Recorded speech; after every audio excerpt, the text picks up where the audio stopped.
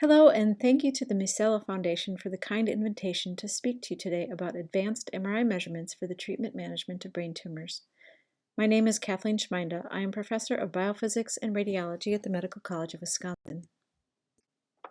As background, I have shown here the treatment paradigm for an adult brain tumor.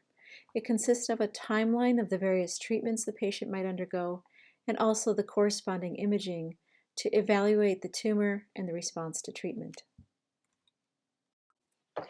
The timeline starts with a patient presenting with symptoms. Then an MRI is performed to establish an initial diagnosis.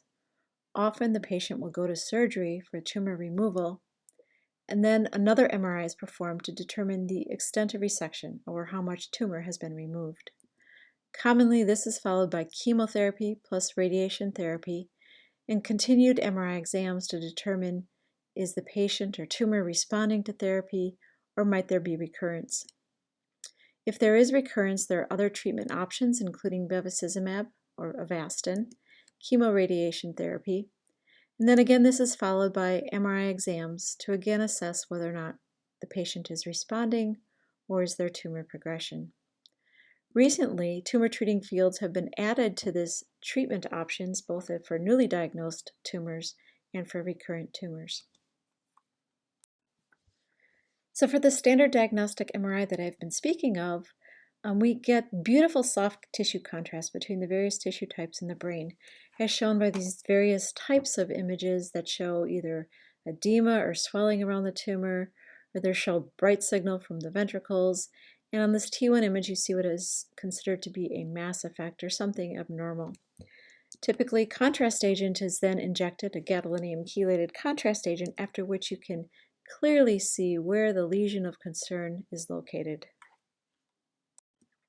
However, this standard information does not give you specific information about the basic tumor growth patterns. Basically, for any tumor, it starts out with a small multicellular clump of cells that grow and multiply. In order for it to grow beyond a size of about 2 millimeters, it has to co-opt neighboring vessels or actually create its own vessels, a process called angiogenesis. And this is a constant cycle of growing cells, growing vessels, something that we can't specifically measure with our standard MRI measures. And therefore, we have developed advanced MRI metrics such as perfusion MRI. So it looks at the perfused vessels throughout the brain, and diffusion MRI, which actually gives us information about tumor cells. So I'm going to talk about these methods in the context of that treatment paradigm. Specifically, I'm going to talk to you today about blood vessel mapping, which we refer to as relative cerebral blood volume. Then also a method that we've developed to better delineate the extent of tumor. We refer to this as our delta T1 map. And then taking these two types of images together, we can create something called fractional tumor burden map, which gives us a measure of tumor versus treatment effect. So again, back to our treatment paradigm, let's start by looking at that initial step of diagnosis and surgery. Well, that rCBV metric actually can be useful in helping to guide diagnosis and surgical biopsy. Specifically with rCBV, we've shown that it correlates with tumor grade, or how aggressive the tumor is. The higher the vascular dimension, the more aggressive the tumor is. So this gives us confirmation that this metric is actually very relevant and important and informative. Also, if you look here on standard imaging, you often can't tell, where the tumor is most aggressive. It can look very homogeneous. But if you look at the rCBV map, you can clearly see where there's a hot spot of vascularity. And then the surgeon would want to biopsy that particular area to get the most accurate diagnosis for the patient. Then after surgery, you want to know how much of the tumor was removed, because the more tumor you can remove, the better the outcome or the prognosis for the patient. We've developed a method to actually more precisely indicate that area of resection. And there's some registration and mathematical algorithms we apply to get this very specialized map called a delta T1 map that shows enhancement much better than standard imaging. And what I mean by much better is it's not confounded by some bright signal that you often see on the image that you acquire before even injecting contrast agent. So these delta T1 maps can help us in delineating true extent. This is an example of how delta T1 can be very helpful in determining resection extent. This is an example of a 13-month-old. And these are the images before surgery. So the post-contrast T1 plus C image clearly shows the tumor.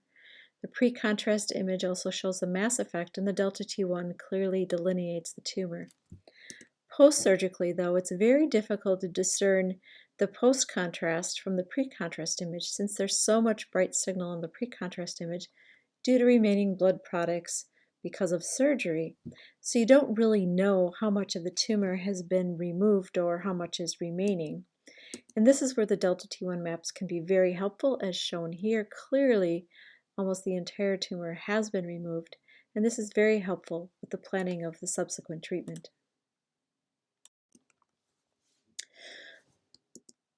So in summary, as this first step of the treatment paradigm, the value of advanced imaging is that the rCBV maps can inform diagnosis, give you some indication of how aggressive the tumor is, guide tissue sampling, guide the biopsies towards the site of the tumor that looks to be the most aggressive, and then with our delta T1 maps to delineate the extent of resection.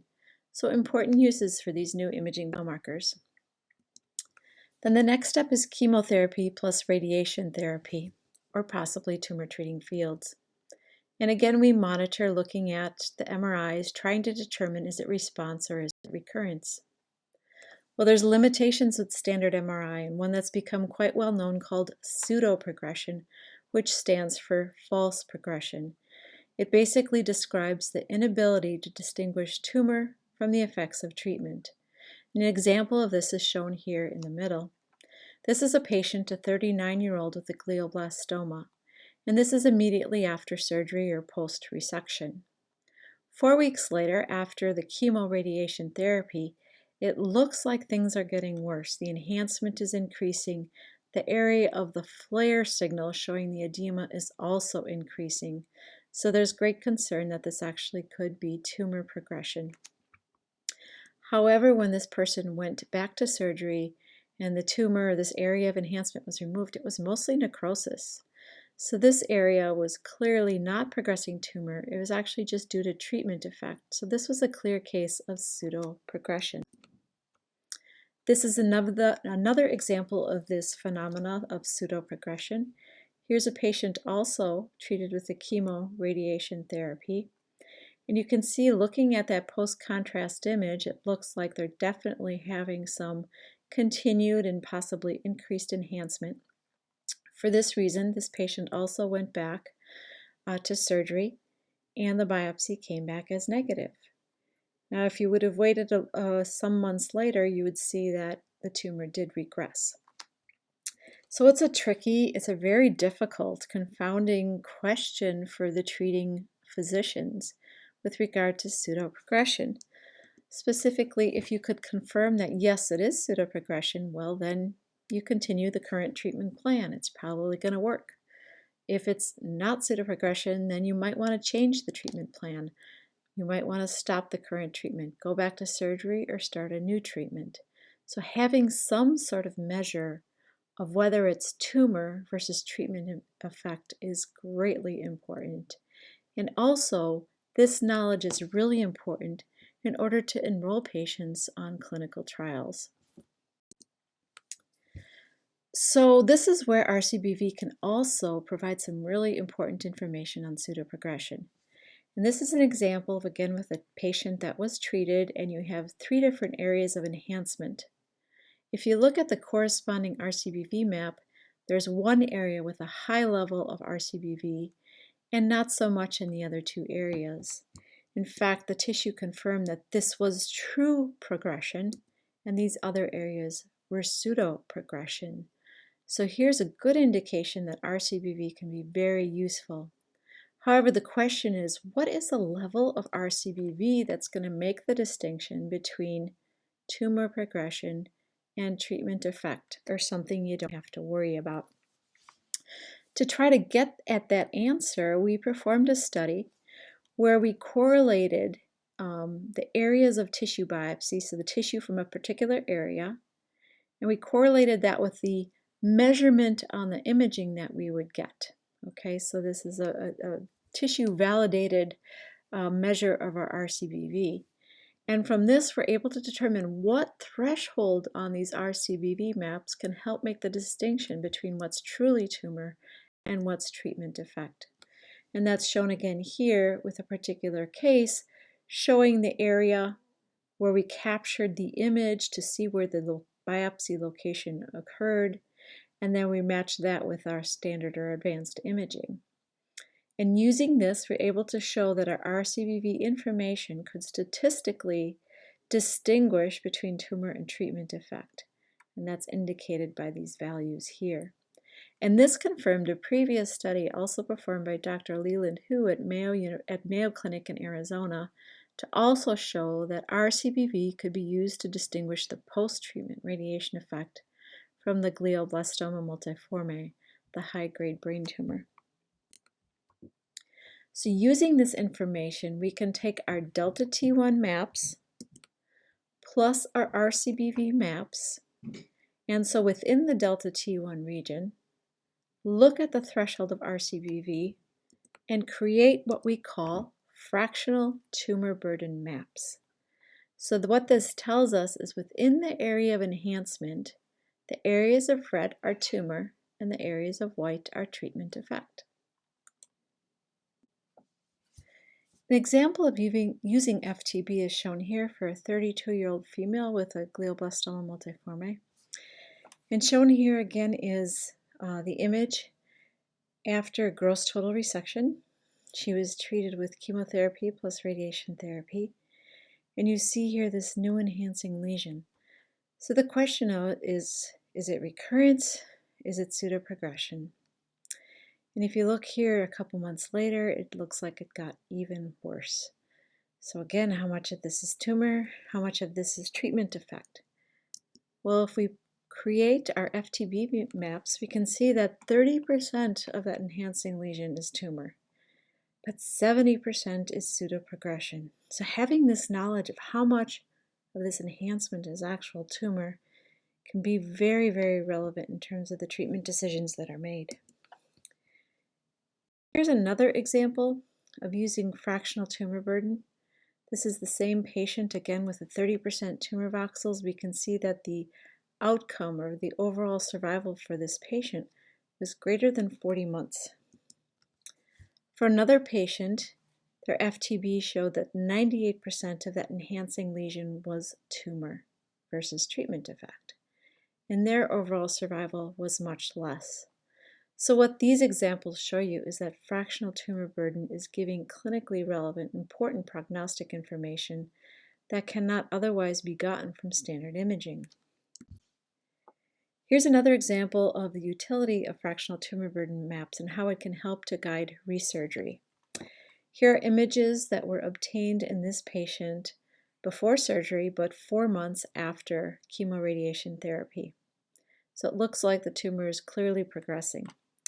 If you create or collect the FTB maps, you can see that there's varying regions of tumor, shown in the kind of red-orange, and the treatment effect, the blue. So this patient went back to surgery, and all the tumor that could be removed was. However, there's 2 areas that could not be removed because of location, and these corresponded to areas of high fractional tumor burden. So if you look at these areas over time, you see that in these 2 imaging slices, 17 and 18, it's those areas that showed a high fractional tumor burden that actually were quite aggressive in growing over time, both in the top and the bottom. So this is another validation of the clinical relevance, the information that can be gained from our fractional tumor burden and how it can help guide resurgery and then the management, the treatment management afterwards. Knowing that you didn't get all the tumor, what would the treatment be compared to if you thought you got all the tumor? It makes a difference. And then if we look at the numbers we do in terms of understanding whether or not a marker is relevant or not. And this is what's called a Kaplan-Meier survival curve, and it looks at overall survival. So basically, it shows you how many patients survive over a certain amount of time. And here we see that if the fractional tumor burden is greater than or less than 75% of the entire enhancing lesion, there's a clear difference in the overall survival that's predicted. Fractional tumor burdens have also been evaluated in this study performed at Stanford that also showed that it was very informative in terms of clinical decision making. And then more recently, another study was done at Mayo Clinic in Arizona to again prospectively validate with tissue biopsies the method of creating fractional tumor burden. So the newer advanced MRI methods that we have in place now, as I mentioned, are the methods, the relative cerebral blood volume method to give a map of blood vessels throughout the brain, the delta T1 method that gives us the true tumor extent that's not confounded by other areas of bright spots due to blood products, and then together they give us our tumor versus treatment effect within the enhancing lesion for the tumors that have been treated with chemoradiation therapy, for example. So these methods have been shown to be, with these previous studies and examples that I showed you, to be very relevant in this time frame of the treatment paradigm for brain tumor patients. Now, what about at recurrence? So as I mentioned, at recurrence, there's several different treatment options, including Bevacizumab or Avastin, chemoradiation therapy, and also tumor treating fields. And again, an MRI, standard MRI, is used to assess, is it response or is it progression? Well, here's an example of a patient with a recurrent tumor, a recurrent glioblastoma or anaplastic astrocytoma, that was treated with Bevacizumab. And this image shows 75 days and 193 days after starting treatment. And if you look at the standard MRI, it looks like they're definitely improving because this area of brightness, this enhancement, is decreasing. However, if you look at our rCBV maps, we see a different story. It looks like there's a growing degree of vascularity. And this actually was more consistent with this patient's clinical course, and that sadly she expired just a couple of months after undergoing this exam. We also do our quantitative evaluation of rCBV in the context of predicting response to Avastin. And we collected rCBV before, 20 to 60 days before starting Avastin or Bevacizumab. I use the terms interchangeably. And then again, 60 days after receiving Bevacizumab. And we look at the change in rCBV and see, is it predictive of how well the patients respond to Bevacizumab? And in fact, that is the case. So if both your pre and your post-Avastin rCBV are low, you have the best outcomes in terms of overall survival. But if they're both high, so it looks like the Bevacizumab isn't having as much impact, well then it's the worst overall survival. And then there's a mixture of survival depending upon the levels of rCBV. So again, a study to show that rCBV can help predict response to Bevacizumab and then may help your physician determine, is it really the best drug of choice for you. rCBV was also evaluated in a multi-center clinical trial. And this shows the results of that trial. And these are patients also treated with Bevacizumab, recurrent glioblastoma patients. And the measurements were made at week 2 and week 16 after starting Bevacizumab. And again, confirms the idea that rCBV is useful because when it's decreasing, best overall survival compared to if it were increasing. And this was true with measurements made again at weeks 2 and week 16. Also, what was very helpful in evaluating these patients, the patients on Bevacizumab, was our delta T1 technique. So in this case, you can see before contrast agent, there's bright signal. And this is due to the treatment effect of blood or proteinaceous material that causes the bright signal. And then after contrast agent, you see more signal because of the contrast agent. However, it's really difficult to determine what's true enhancement and what is this confounding T1 stuff that we see. And this is particularly challenging in patients treated with Bevacizumab because Bevacizumab also has the effect of decreasing the levels of enhancement after contrast agent. However, with our delta T1 map, it makes it really clear where the enhancing lesion is. And this is helpful not only for the treatment evaluation, but also for the, the radiologists who try to draw the areas of true enhancement.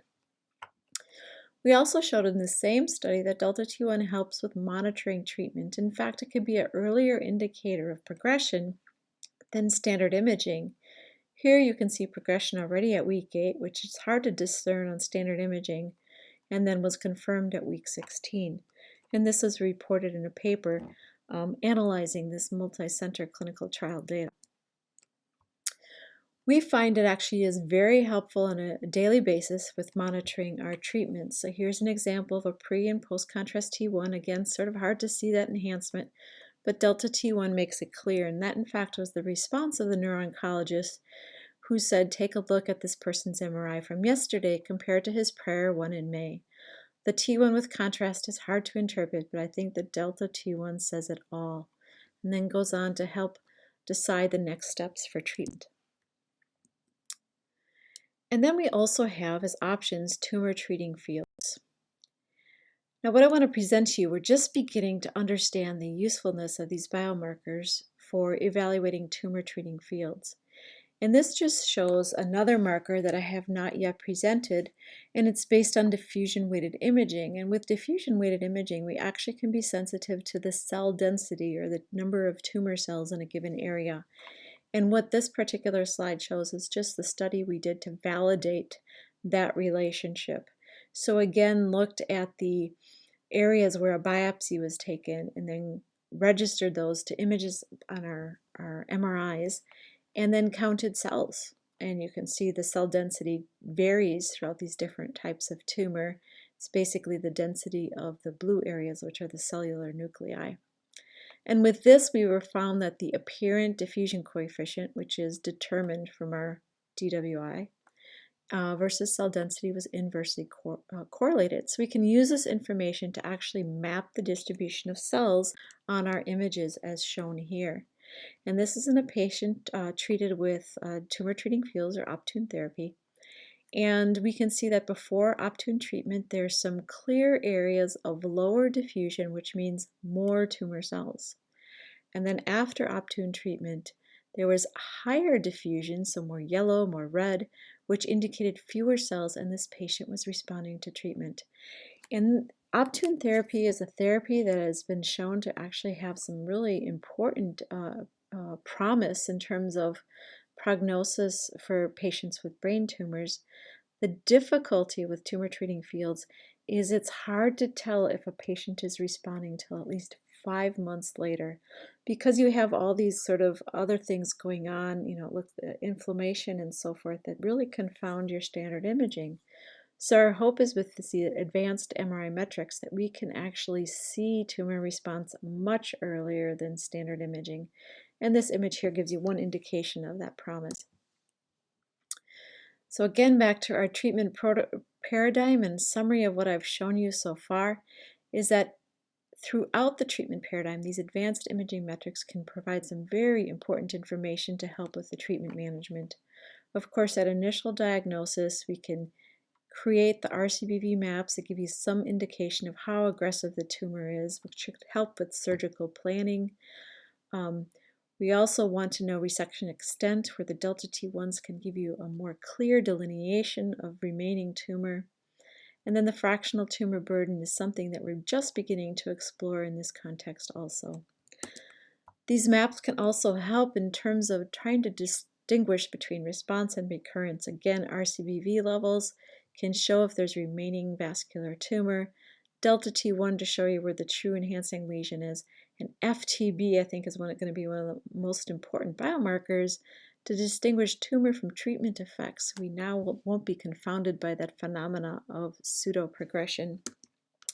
And then finally, in the stage of recurrence, where there's a lot of treatment options, but not a lot of understanding of which one will really work best for a given patient, we're hopeful that these imaging biomarkers can also help predict which patients will respond best to a given treatment, and also provide information to the treating physician much earlier than standard imaging does at this point, than standard MRI. So I talked about the applications of these imaging biomarkers, but I want to say just a few words about rCBV itself and the technology development. Only because sometimes when you hear people talking of these different biomarkers, you might get the response that, oh, it's still in development, that people provide images that give you so much variation in the information. And I just am here to tell you that that's no longer the case. We have been working on developing this technology for over 20 years, and we think we got it pretty much down. So just to give you a little bit of that background, I'm going to go a little bit deeper into how these maps are created. So when the information we used from MRI to create rCBV maps is something called dynamic susceptibility contrast MRI. So basically what that means is you're collecting high-speed images over time. And if you looked at an individual voxel, you'd see this transient of signal decrease as the contrast agent passes through the vessels.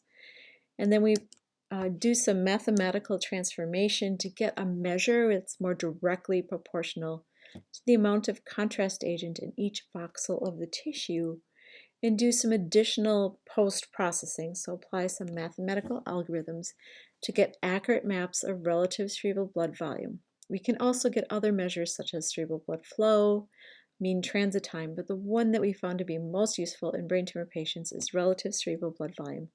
So many years of proving, publishing, and validating.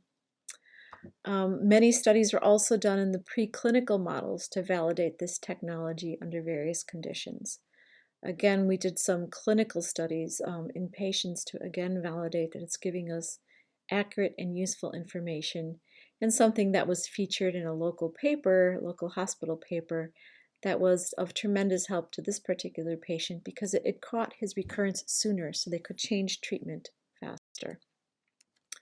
This is one of the studies we did in patients where we actually compared the other available techniques that were out there at the time. And we found the technique that we're using at the Medical College of Wisconsin was best at distinguishing high-grade tumor from reference brain. And that's what we want. We want to detect where tumor is and how aggressive it is. And so this is the technology we've been using and that we use to develop the methods that I've been speaking about up to this point. Also validated this technique in several clinical trials. The one I mentioned was an ACRIN 6677 trial, but it's also a couple more trials and a currently active trial.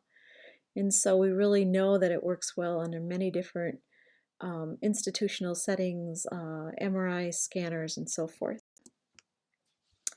Still, we have a lot of information that we feel we had the best technique out there.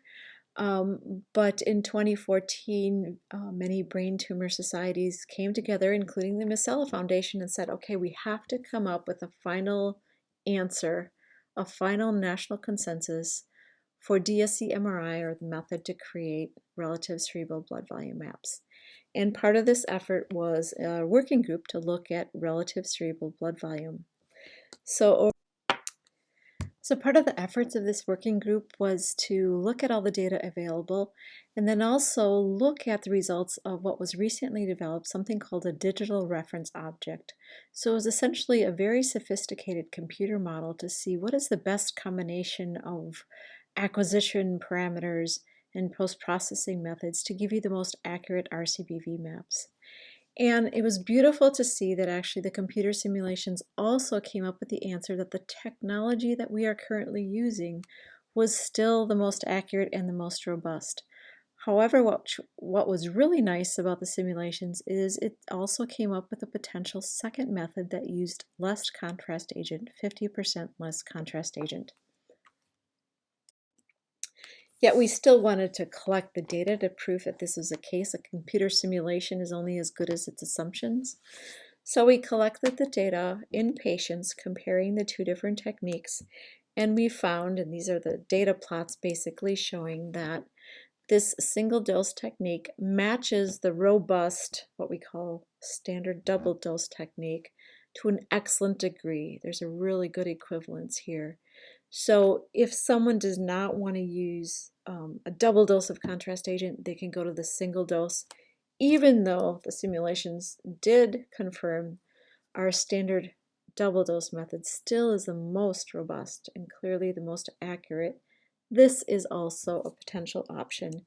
And this was written up as a paper entitled Moving Towards the Consensus DSC-MRI Protocol. And this was the foundation for the final national consensus protocol that has just been accepted for publication in the journal Neuro-Oncology. And what I have highlighted here are some parameter settings, which you don't have to read, but basically confirming exactly what I've been telling you throughout this talk in terms of how we collect and analyze this data. So thought that's important to show you, to sort of prove that we do have an accepted way to collect this data. Really, narrowing down in terms of there's not a lot of variation. You can be comfortable in that what we're providing is a national consensus, a nationally proven method. So again, these are the methods that I have demonstrated to you in both their application and the technology development to be very well understood, validated technologies, the relative cerebral blood volume to give us maps of blood vessels throughout the brain, the tumor extent to give us true enhancing lesions so we know exactly where that enhancing lesion is. Yet with this, we still don't know in a treated patient how much of this is remaining tumor and how much is treatment effect. And that's why we create our fractional tumor burden maps that can make that distinction. What's tumor in red and what's treatment effect.